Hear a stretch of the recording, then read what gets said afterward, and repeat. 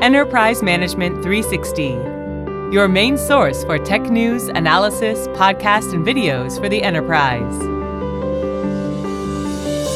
Hello, and welcome to the EM360 Podcast, where we have a weekly conversation with people who are impacting the enterprise tech landscape. My name is Doug Laney. I'm the Data and Analytics Strategy Innovation Fellow with West Monroe. In today's episode, I'm joined by Derek Corrick, General Manager of Data Management at Pivotree, and we're going to be talking about the concept of frictionless commerce. Welcome, Derek. Thank you. It's good to be here. So tell us, what is frictionless commerce? It's not a term that I think is in the common vernacular. Why don't you fill us in a little bit on that? Yeah, so frictionless commerce really relates to how customer expectations and buyer expectations are changing so that everything is really, at your fingertips at a moment's notice. You click it, you buy it, you get it. And it gets delivered in with breathtaking speed, with flawless execution every time, and even beyond, you deciding you needing something and being able to order it and get it very quickly. But even being able to anticipate your needs, being able to suggest things that you should be looking at or thinking at based on choices that you've made in the past. So we really see technology coming together in a very cohesive way to provide buyers with an ability to get what they want very quickly with really no friction points, with nothing to stop them. It's just the free flow of goods, the free flow of information, and the free flow of great experiences that deliver what I want, when I want it, and how I want it. So is this different than digital commerce? I mean, digital commerce sounds very technical, whereas frictionless commerce sounds a little bit more oriented toward the consumer and the provider. It is. So the basic need hasn't changed in thousands of years, and that is trust buy get. And the idea is that sellers need to find their customers need to find the goods and the sellers that they want to do business with.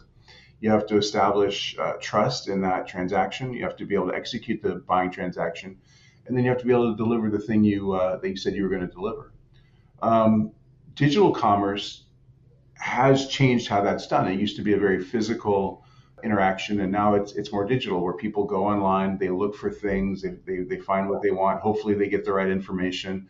Certainly folks like Amazon has really set some expectations around the speed at which you can get things delivered to your doorstep. And we're starting to see things around drone transportation that's delivering things within hours, where it used to take some period of time. And so digital commerce, historically was, I spin up a website, I spin up a store, I implement technology that, lets me, drive, search results. People find my brand, they buy what they want, I fulfill it, and, maybe they return it, maybe they keep it. Whereas I think in the world of frictionless commerce, rather than, me putting stuff out there where the customer has to find me, I'm going to be in a position where, I'm finding the customers, I'm delivering things automatically because, for example, I have access to your refrigerator and I know you're just about out of milk, and all of a sudden, milk just gets delivered because that's the thing that you need.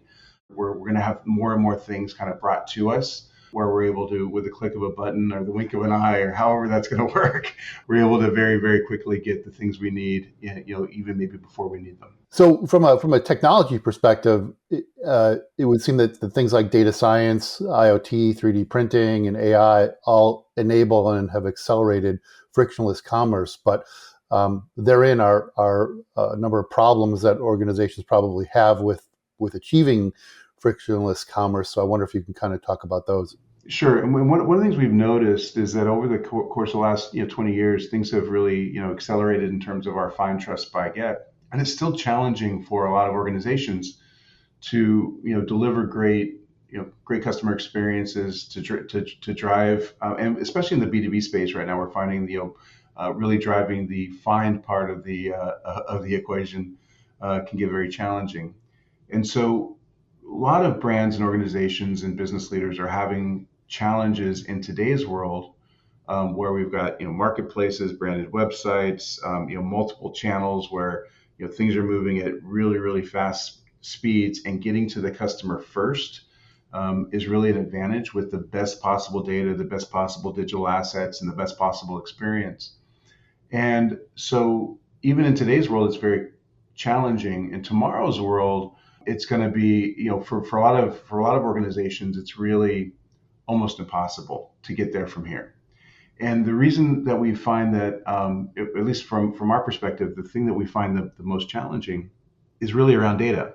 It's the data itself, the ability to, the access to it, the availability of it, the consistency of it across business functions, the quality of it, completeness of it. Then, once you overcome that, oftentimes, getting there, it's time consuming, it's expensive. It's most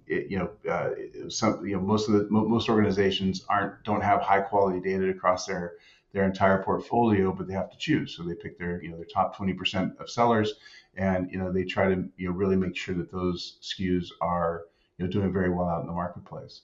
And once you have all of that, even if you have the great data, another challenge that we have is what we call interoperability. So ability for the business operations, channels, and everything else to access consistent data to drive analytics and user experience. And we feel like a lot of that is all driven by what we like to call, well, we don't like to call it, but it's called technical debt, which is that people have just piled, disparate systems on disparate systems to solve discrete problems. But what happens is you take a structured, application, an ERP, a monolithic commerce system, WMS, whatever those systems are, and you have to deconstruct the data, reconstruct it to be consumed by that system, put it in the system, maintain it in that system, and spend a lot of time managing it in discrete places. And the next thing you know, the data is completely dispersed across the organization. It's very difficult to get a common view of it, and it's very difficult to drive sort of consistency of outcome.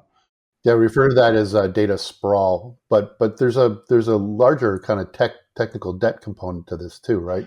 Yeah, there is, which is that so I actually like to use the analogy. My kids have this little book that they like, and it's about an old lady who swallows a fly, right? So she swallows the fly, and then she swallows the spider to get the fly. She swallows the mouse to get the spider. She swallows the cat. Oh yeah, right, and it goes on and on and on, until finally she's swallowing a horse. Never solves the problem. She has to get rid of it. She has to purge it. And I think that this is really where a lot of business leaders have been. They've tried to get this system to fix that system, to fix this system, to fix that system. And it's all piled on top of each other. So if you look at the technical landscape of most organizations, they don't lack technology. They have tons of it. It's everywhere. But they're still really hobbled and not as able to drive the kind of experiences, both with their suppliers internally and with their customers that they'd want to drive. And ultimately what they'll say is, hey, we need to get a big, orchestration component. And again, it's more technology. What our view is, and I think where we see the market going, is how do we stop focusing on the technology? Because quite frankly, most organizations aren't just after more technology, they're really after the data. So how do we move past, hey, I've got to go take on more technical debt, I've got to try to bring in more technology, to let's stop that and let's get straight to the target, which is to have great data that drives business outcomes. So there's a way to improve data availability without incurring the significant technical debt that organizations have. What's kind of the model for this? So we see the market moving. We obviously had for years on-prem solutions where people had big servers, server banks, and they installed the software, and you either had big enterprise firms with lots of modules that all got kind of cobbled together, or maybe you did a best in breed with some sort of integration layer, and then we said, no, actually it's better. Well, we're going to move to the cloud. We're going to offer that software as a service, but it still kind of left you with the same problem, which is that people had to learn the software. They had to, implement business processes, on their own. They had to go get the data. They had to make the data, get the data into the software, and it still left people with, technical debt, which is still hard to get out of. And so what we're starting to see is this move toward, what we call as a service. So the idea is that rather than going and getting a system that you have to go and configure and bring data to and all the rest of it, let's just move past that and get you to the outcome itself. So we have, for example, something we call data as a service, which is an offering that lets our customers access highly curated, at the moment, product data for use within their own ecosystems, and really channel ready data, and that is being delivered through sort of API connectivity that lets customers plug into that without necessarily having to implement a full-blown system in order to be able to consume it and use it. And what we also see is that this now becomes the foundation. You've heard Gartner and others talk about things like the data fabric and all that sort of thing.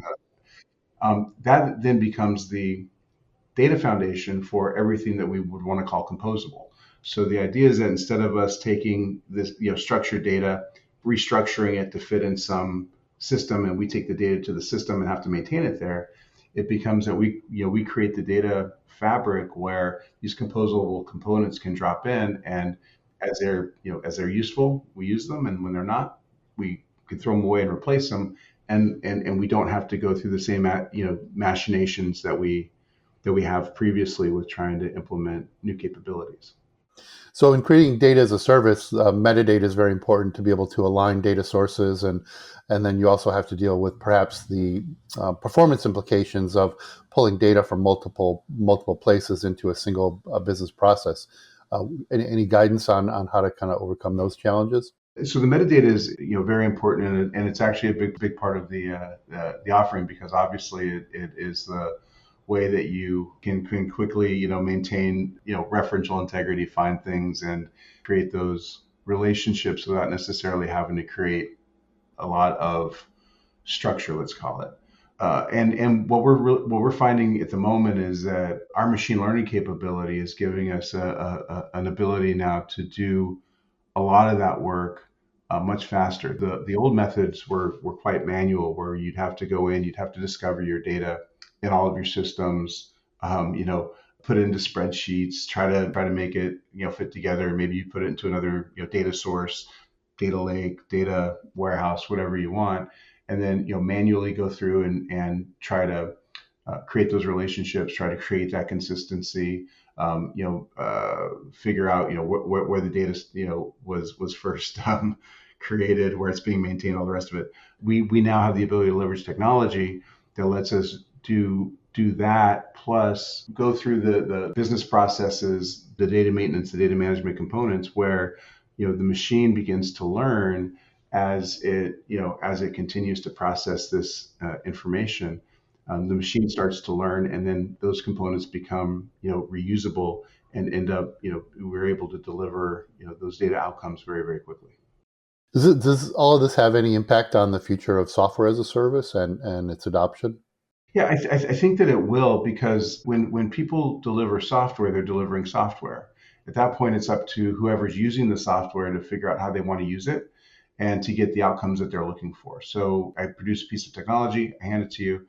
It does everything you want it to do, assuming you know what you want it to do, and assuming you have the technical chops and all the rest of it to configure it, integrate it, all the rest of it, and to go get the data. Where I think we can call it outcomes as a service starts to really have a lot of appeal, is that you don't have to play with the software necessarily anymore. You can just get the thing that you're after, which is data, which is commerce capability, supply chain capability, without necessarily having to have a whole army of technical people that are there spending millions of dollars to configure a piece of software for you. Yeah, great. So listen, as we wrap up, what are your thoughts on how an organization can get started with frictionless commerce? Both, and I imagine there's both kind of a technical and a cultural or organizational side to this as well. Yeah, I think part of what we've seen is that culturally, folks tend to think in the frame in which they work, and they tend to think in the systems in which they work. So for people that are in supply chain, they tend to think of that flow of acquisition through to some sort of delivery in the frame of the work that they do today and the systems that they have today. And so when you talk to somebody that's really into supply chain, they have a very hard time thinking outside of what their ERP does. They have a very hard time thinking outside of, let's call it, like the data structures of a merchandising hierarchy. They have a very hard time thinking through that kind of thing. So I think the first thing to do is don't necessarily start at the beginning, but start at the end. And ask myself, what outcomes am I looking for? And then what is the shortest way to get there? And if I go back up through the business processes, if I go back up through the systems, and I ask myself, to the extent that those processes and systems are adding value, that's great. But what if I didn't need to do that? What if I could get to this? I could get to this outcome without the manual work, without the checking and the phone calls and the emails and the file transfers what if I could get there without all of that? Would that be valuable? Would I want to do that? And if the answer to that question is yes, then I think it's time to really start thinking about, okay, how do I get very focused on my business outcomes and the quickest way to achieve those outcomes, and get off of the existing process and get off of the existing technology, and abstract that out, and then try to make it my fastest path to an outcome. Once you do that, then I think it's really easy to start talking about, okay, how can today's technology and how can service providers that are providing outcomes as a service, for example, how do they help me accelerate that process? And I think that's the culture shift we have to make, which is to get away from the work and the activities and get away from the systems and get straight to what do I want to achieve, and is there a faster way to achieve it without all this stuff? Yeah, I love that. Love that concept of outcomes as a service. Yeah. Thanks, Derek, for all your invaluable insights on today's topic. And thank you to everyone who listened to our conversation.